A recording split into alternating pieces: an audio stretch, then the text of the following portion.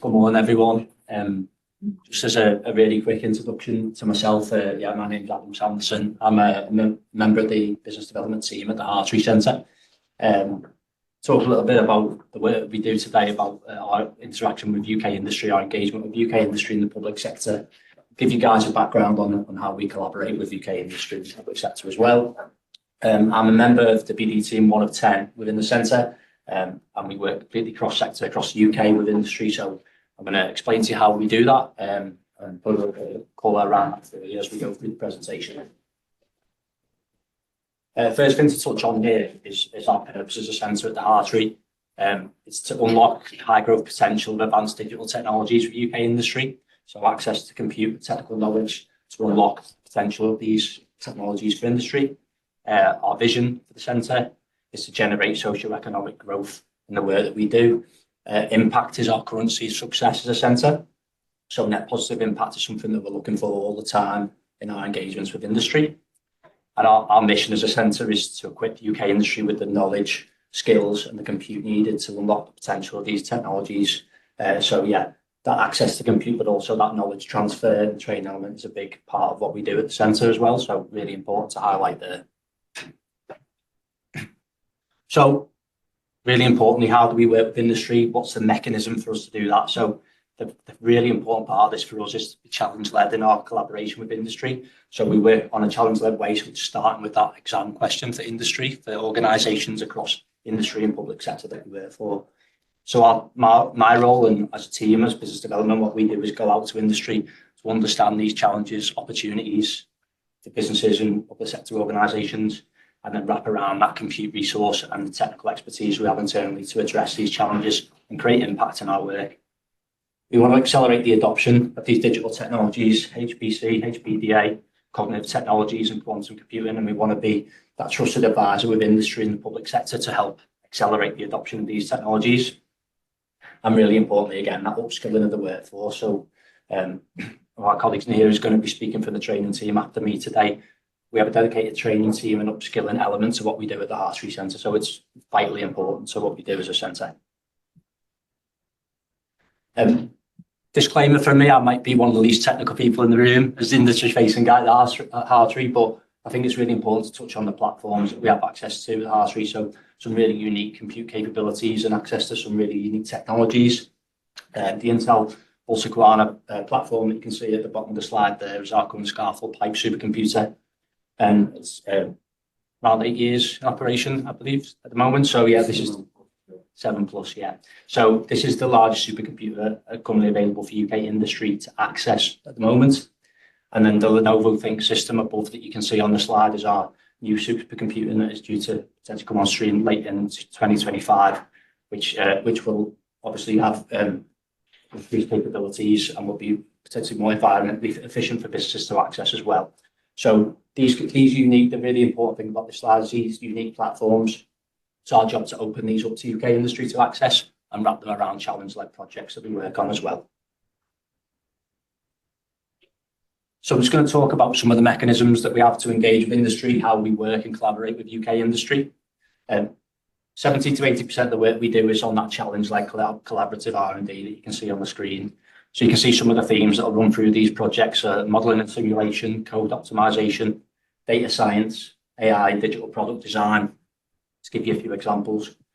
But when I say we start with that challenge and that opportunity, that pinch point for an organisation that we work with, the mechanism in which we do that is we start by fine-tuning and identifying that challenge and the challenge statements, and then we go away to the centre and we wrap around some of the compute platforms that I talked about on the previous slide, and the correct technical input from our expertise internally as well.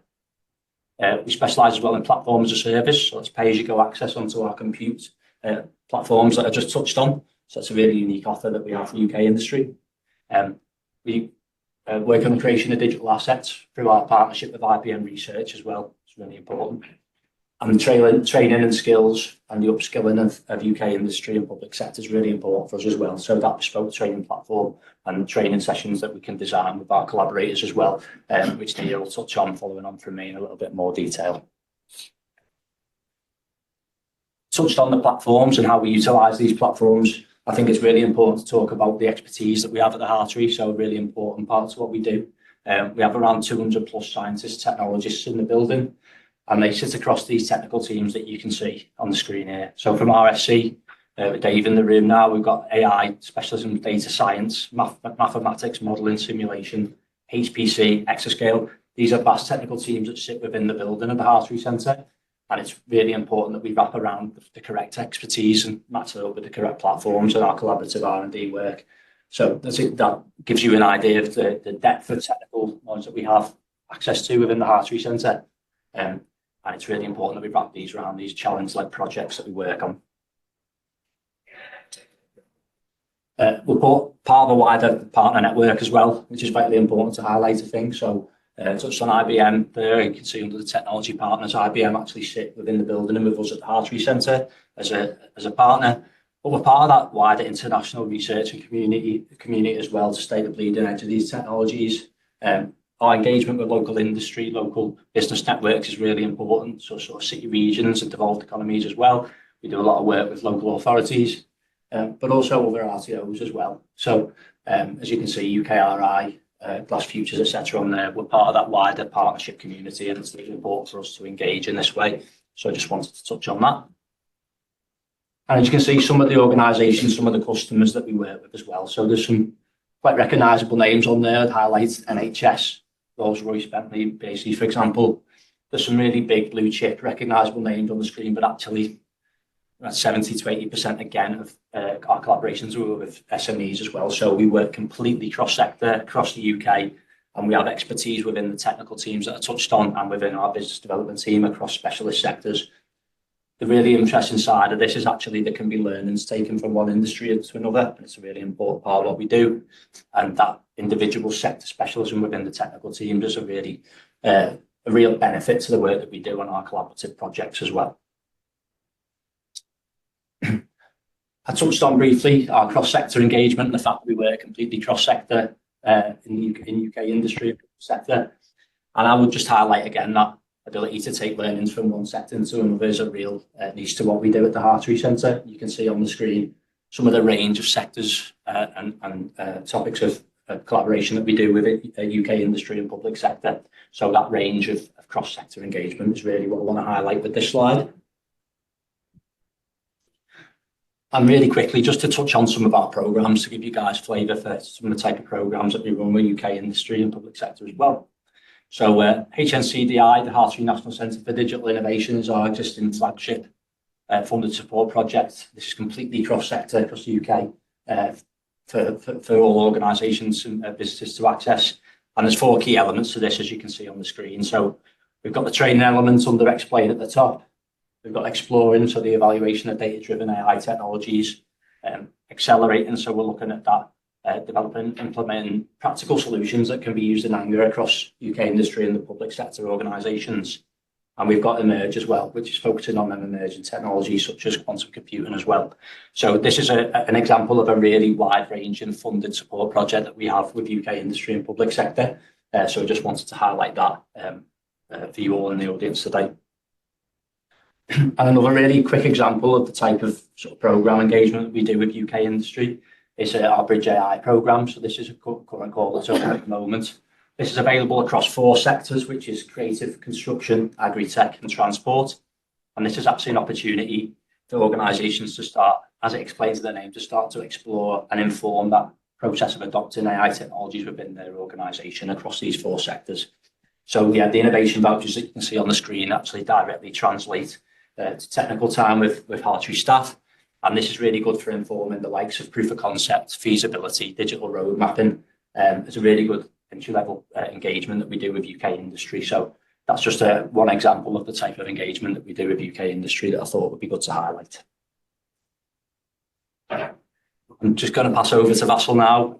Thank you, everyone. I'll be around at the end for any questions. Thank you, Adam. So you've seen these big programs. HNCDI is about 200 million over 5 years. PHI is smaller, but here is actually the focus, our focus both in the industry area and the public sector. So you see it's ranging from materials to transport, health, care, well-being, nuclear fusion. We have very strong collaboration with UK, about 60 people, 30 on each side, working together. Security and defense is key also for us. We have recently announced Center of Excellence in Research, Computing and Innovation with AWE, smart regions. So we cover quite a lot of areas in the public sector, but also in industry. And I want to move into recent work we did with Jeremy and Mark Wilkinson, the STFC exascale requirements, and many of the colleagues here were involved. So I'll go and flag out a few details what we found, because Hartree did the industry and some of the public sector survey and we surveyed the needs. But generally, in both in academia and industry and public sector, we're looking what are the needs to solve problems that are 10 to 1,000 times larger, and we need to solve them 10 to 1,000 times faster. So I'll give you some example from aerospace, energy, transport, nuclear fusion, etc. So these are the areas that Hartree covered. And for example, in aerospace, we were looking at multi-physics simulation, doing multidisciplinary analysis, etc. So it came out, the needs are ranging anywhere between 10 to 500 petaflops, so half exaflop, requiring large memory, in situ visualization, etc. And the need of using heterogeneous systems. So similar situation looking in the energy, hydrogen power transport, a couple of flowing structural phenomena, wind energy, etc. Again, we are talking between 16 to 200 petaflop requirements, heterogeneous systems, needing to process real-time data, again, doing a lot of visualization. Nuclear fusion requires large numerical simulations, implementation and advanced AI techniques, visualization, clearly exascale problem, anything from 500 petaflops to 1 exaflop really is needed here to deliver the different components that will enable to do digital twin of the tokamak that we are aiming to model. So as you can see, in terms of chemistry and materials, what we are talking here is we work with Unilever, other companies. Basically, they need to increase 1,000 times the simulation of the systems, complex systems they're simulating. They're looking actually doing the different ensembles simultaneously, which require distributed, really distributed computing.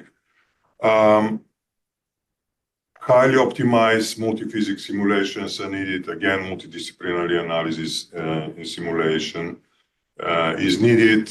You have to make most of the GPUs architectures in many of these areas that I outlined. So we also had a discussion with NHS. So they expressed strong view of needing federation due to their data being distributed, needed to respond to certain security constraints and having so many trusts around. Really another different requirements and demand. Wrapping this with what we found in the academic and scientific space of STFC in terms of exascale, looking to particle physics, looking to astronomy, looking to diamond, etc. You see there are a lot of large-scale computations there, which after doing the analysis, again, we have requirements of heterogeneous nature, requiring both GPU and CPU resources.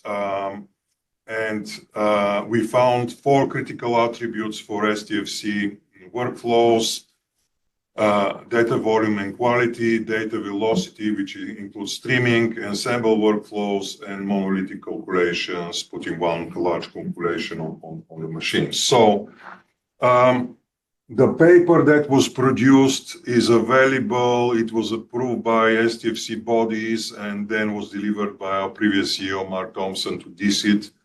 I know that it sits somewhere in DCIT. I don't know to what extent it's publicly available, but it's finished paper and it's a moment will be released. So Jeremy, Mark Wilkinson, and I worked on that, and we had over 150 colleagues contributing through a variety of workshops. And you can see some summary of those in the academic and scientific space. The requirements range from 250 petaflops to smaller systems. And those requirements increase if you look in 2 to 5 years stack.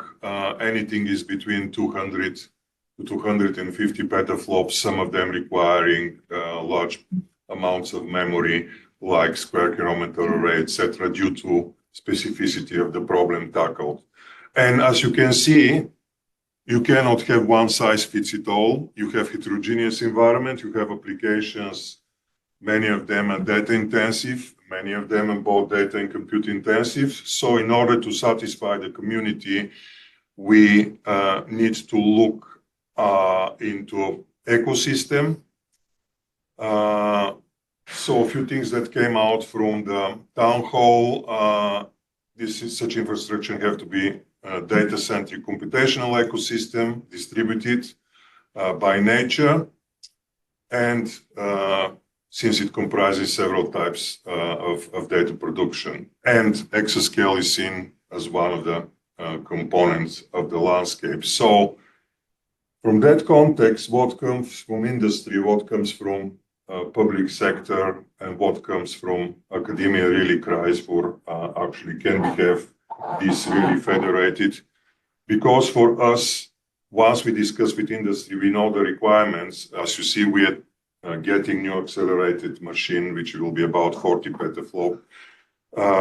But there are a variety of applications, and obviously industry will want to run on the most appropriate architecture, and maybe some of the other machines that we have in disposal in Bristol and Cambridge will give better options. So we have to be able, if we federate everything, to channel it to the right place to make sure that industry, public sector, and academia gets most of the benefits. And it's important that whatever we do responds to heterogeneity, demand on heterogeneity. I will not go in detail, have a right mixture of GPUs, CPUs, integrates new emerging AI architectures, and some cases have quantum as accelerators. So this proposal is a portfolio of requirements. You can see them here, several systems of the 200, 250 petaflop range, GPU-based, at least one CPU-based. Federated data curation service. The point here is that we need to federate the systems also, including integrating the air, those that are in Bristol and Cambridge, including our upcoming machine, including some of the Dirac machines, so we can offer really exclusive service to both industry, public sector, and academia. And people are important. If you remember, in US programs in the exascale, we have slightly more money for people and RSCs and training people than machines. So we have to have this in mind. You can have a nice metal flushing, but with no people is not going to do the job. And they're more in development. So we have UK Opportunities Action Plan. We have EPSRC Strategic Research Agenda 6 that was published. And a few years back, we had ETP for HPC white paper on federation. I do believe Swiss colleagues are working on part of that, and you had yesterday's talk. So other countries are moving ahead, so we have to see what is there and how we can work together actually to make sure whatever we have is linked, federated, so we can take benefit of it. And I didn't put the US because everything is still unclear what is going to happen with the new administration. So they had FAST program, which was at that time 32 billion, but nothing is clear now where this is going. So we're waiting to see. I do believe there will be something, but no one knows. So we have to see what's happening on that side and how we work with them. And we also had our STFC strategy, and there's some other developments probably I missed, but I'll stop here. My kind of view is that we should be able to work together for the benefit of UK. We were happy to share our experience, how we work with industry, how we work with public sector, and obviously we'll need to work together to push this out. Thank you very much for your attention. Thank you.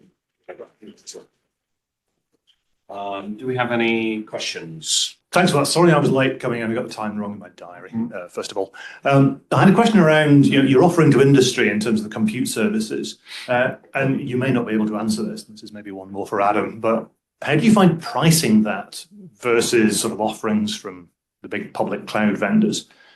And we could maybe follow on and say, do we think that might change given the current position? But in terms of pricing for industry, how do you find that? From what I found is we're working in partnerships, and some of the work is commercial, some of the work is through grants. So grants are costed in a way depending on the funding stream. The commercial work is costed in different way, but I do believe our costing is competitive. It's slightly under what the kind of cloud businesses, etc., offering from what I can see. But also we use cloud providers, so we use a variety of schemes that Dave can tell you more on that. But I do believe we are competitive from what I can say. Now, so I have a question, which is, given your experience of working with industry, do you think there are any particular challenges in the context of federation that come up from industry that might be different from an academic cybersecurity demands? I do believe will be increased. Defense, in whatever way you look, it will have high cybersecurity demands. Some of the other partners definitely. And yeah, this I see as a particular one. And then demand on trusted research environments, which Dave can give you more details because Dave is working on trusted research environments in our area. So we're developing one with HRC, isn't it? Yeah, we're involved with all of the kind of the Hartree specifications, and we're looking to deploy in the future. We have TRE ambitions, and for the federation as well. For federation, one area that's of particular interest is Jon's hosting service that I learned about last week, which is so we have kind of projects with a lot of SMEs as well, and for those SMEs to be part of a federation can be tricky. So Jon, on behalf of those companies, will host all of the necessary IDP and infrastructure to hook into those federations. So that's of real interest to us. Yeah. Just to follow up on that, do you think there are any specific legal issues that will come up that perhaps don't come up when universities are collaborating and similar institutions that, maybe, I don't know yet. Probably will come up. Around IP, data security. Around IP, definitely. Around IP, definitely. Yeah, I'd agree. Around IP, we've got. I mean, the question that was posed yesterday by Martin O'Reilly about the to all HPC admins. How do you go and isolate all of your workloads on the HPC properly to be accredited? We've got designs. IP definitely. Companies will want to own the IP and protect it. Yeah, you don't want the results of your detailed simulation of your latest design leaking, I guess, to the competitors or something like that. The lawsuits would be tremendous. Yeah. Not in a good way. Right, good. Any? Can I just Yeah, say go for it. something?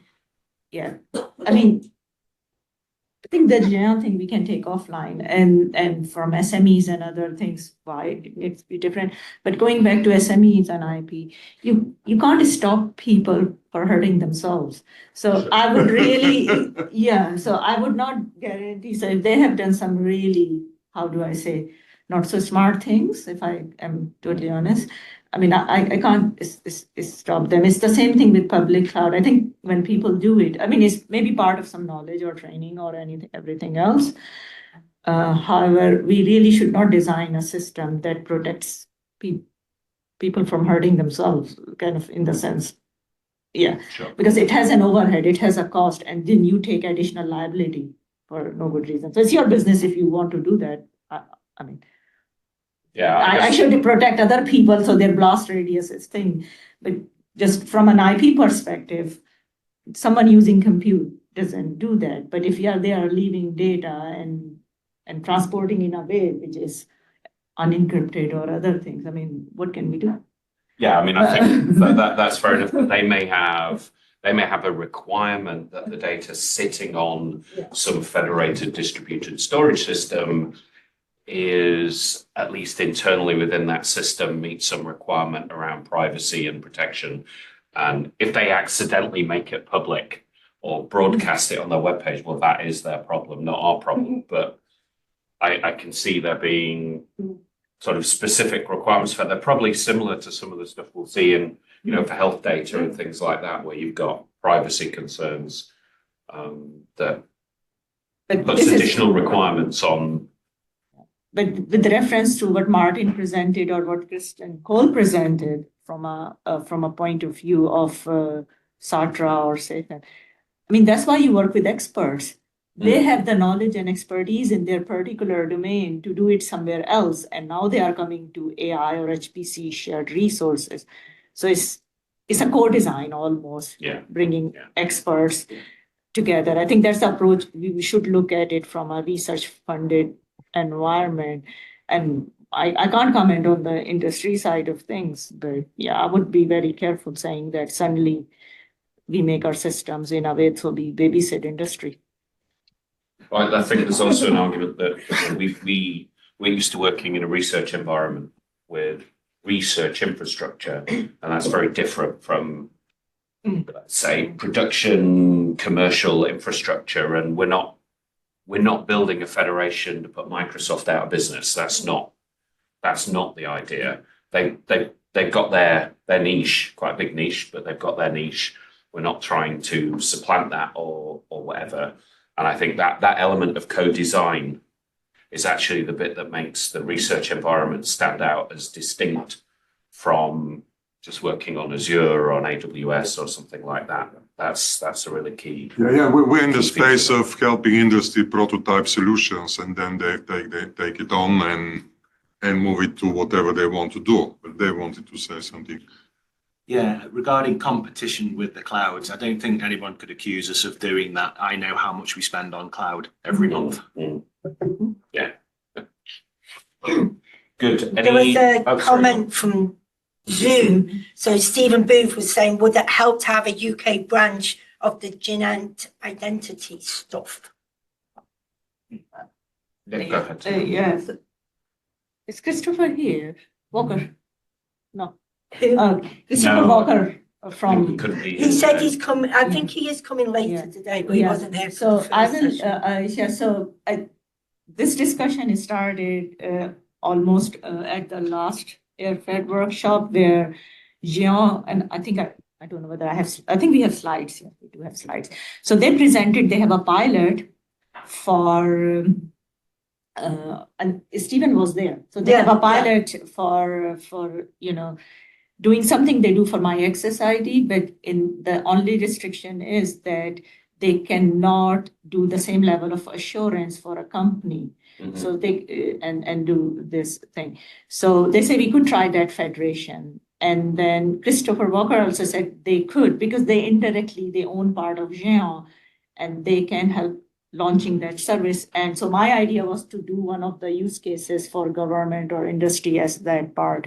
So I'm not just going to, so I think for me, the natural part is to go through JISC to Géant for that pilot. But if someone wants to do it directly, I think that should be fine as well. So I'm in touch with Christos, but that's one of the things I think we should definitely try as part of this exploratory work. What can that provide? Then that provides an IDP, or that's provide an IDP proxy. So currently, for instance, when I work with AI Safety Institute or some industrial partners, like we have to give access to HPE because they support us. It doesn't come through my access ID. Yeah. So what do we have is we have a local IDP of Bristol, we are calling it, for a lack of imagination, IDP of last resort. But what happens is now those identities are different at Bristol and different at Cambridge. So what we would like to do is, if some company is coming and using both resources, someone is proxying it. And I don't want to do it. This is not Bristol as a supercomputing center. It's not its expertise or area of competence. So I would like someone to host that service. We are doing it because we have to move quickly. But ideally, I would like to delegate it to someone. And then everyone connecting to that IDP proxying of SMEs or SMEs in one area, government entities, we just then proxy through them. Yeah. I think my question, Sadaf, was whether it was going to be useful to have a UK level sort of tier rather than going up to Géant all the time, and, I agree with everything you've said. It's just, JISC does that for the SAML side, but the other technologies that my Access ID do, there's a bit of a gap there. And this project that we're talking about today seems to be the place to coordinate it. So Ian has a... Okay, so we've just got some seed money from UKRI to start doing some work about bringing community and use cases together to really provide a consistent research identity for UK research. We may, clearly my Access ID is at the very least a model, possibly tooling, but how we implement things is a separate thing. The need for something consistently available to UK researchers is really, really clear. And individual institutes don't want to host things, don't want to have to make things up as they go along. So I'll say a little bit more about this later, but on the 4th of April, we have a workshop in Reading to spend the whole day starting to worry about these things. So if you care about this, and I hope in Jens's talk, we'll put up a slide with the registration details. But the UKRI has recognised that something needs to happen, and they've provided at least the beginnings of the funding to start putting some stuff together. And, we're not in any way presupposing what the technical solution is, because the problem isn't really technical, but some work is starting, and we may well then exploit Network Plus for some of the work gathering use cases and things that would be a really good fit. And just to say, the registration details will be in my presentation. As he is, right? Will that service include private sector? Okay, so what I'd say about this is that we're not determining things, but the idea is that it should be relevant to all the participants. Now, how we include how we make it accessible to private sector, we'll have to figure out. But in principle, yes, we can in principle look at how to do that. It's the intention that one way or another it meets all the requirements. So. If I can go back to Stephen, we should definitely try it. The reason I'm mentioning what Christos and others are doing, they have some non-trivial amount of funding. It's not too much, but through the Euro HPC Federation platform. And one of the success criteria from the Euro HPC joint undertaking is pick up by the industry. So they will do things across Europe to build the framework, the foundation. So I think we can go our own way, no doubt about it. However, we should really make sure what they are doing and not create like a system that is in. So yeah, we could definitely do something in the UK for the government sector IDP Federation. That would definitely be something we should do, because I think the privacy and all these other things are so different in the UK. However, we should really, from a tooling or protocols and standard point of view, just not go too far away from the other side. So I am very, if you give me something that I can use, I will use it. I have no, I mean, I like my European colleagues, but if the solution is better here, I will use it. Yeah, so just, and I think are still very shibboleth based, but we have a preference for OIDC and OAuth2. Yeah. Right. Any last questions or comments before we move on to the next? Okay. Sorry, was there a comment, Joan? There was a comment online, not from me. Nicholas Owen, HDR UK looked at research and registry for TRE's development. Will you link with this?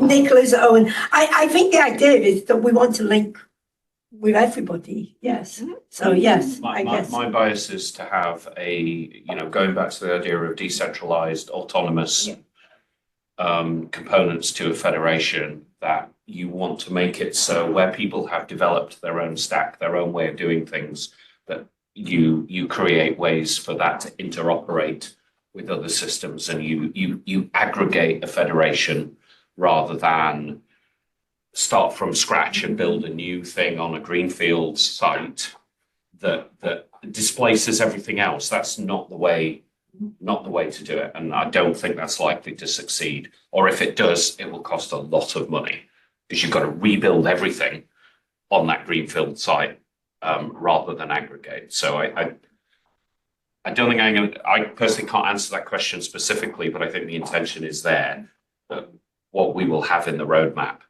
will almost certainly say that this interoperability of autonomous units is critical to the design of any national federation.